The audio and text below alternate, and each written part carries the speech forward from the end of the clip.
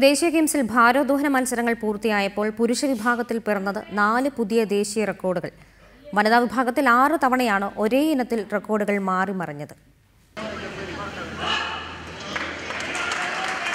ഭാരോദ്വഹന മത്സരത്തിൽ പുരുഷന്മാരുടെ 8 ഇനത്തിലും വനിതകളുടെ 7 ഇനത്തിലുമാണ് മത്സരങ്ങൾ നടന്നത്. ഇതിൽ ദുർബലരായ കേരളത്തിന് ഒരു സ്വർണം പോലും നേടാൻ കഴിഞ്ഞില്ലെങ്കിലും ഓരോ വെള്ളിയും വെങ്കലവും നേടി മെഡൽ പട്ടികയിൽ ഇടം നേടി എന്നത് ശ്രദ്ധേയമാണ്. പുരുഷന്മാരുടെ വിഭാഗത്തിൽ 4 റെക്കോർഡുകളാണ് ഗെയിംസിൽ പിറന്നത്. 56 കിലോ ഇനത്തിൽ ആന്ധ്രാപ്രദേശിന്റെ Srinivasa Rao clean and jerk വിഭാഗത്തിൽ 137 കിലോ ഉയർത്തി റെക്കോർഡിട്ടു. 2007 അദ്ദേഹത്തിന്റെ തന്നെ പേരിലുള്ള 135 കിലോ റെക്കോർഡാണ് റാവു തിരുത്തിക്കുറിച്ചത്.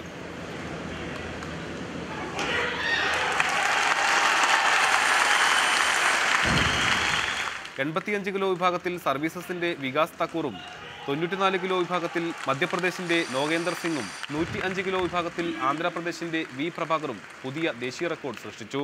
വനിതകളുടെ മത്സരത്തിലാണ് രസകരം. 63 കിലോ വിഭാഗത്തിൽ സ്നാച്ച് ഇനത്തിൽ 6 തവണയാണ് റെക്കോർഡുകൾ മാറിമറിഞ്ഞത്. 87 കിലോ ഉയർത്തി ബംഗാളിന്റെ രാഗി ഹാർദാർ റെക്കോർഡിട്ട വേദിയിൽ 4 പേരാണ് പിന്നീട് തുടരെ പുതിയ റെക്കോർഡുകൾ സൃഷ്ടിച്ചത്.